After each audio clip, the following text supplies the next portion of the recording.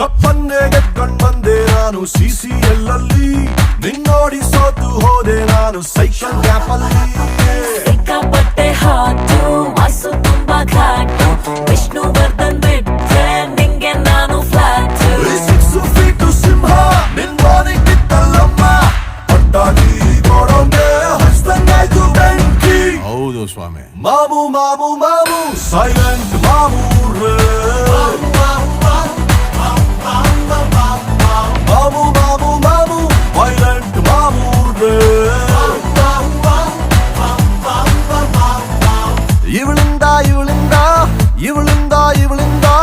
ಇವಳಿಂದ ಇವಳಿಂದ ಅಯ್ಯೋ ಇವಳಿಂದ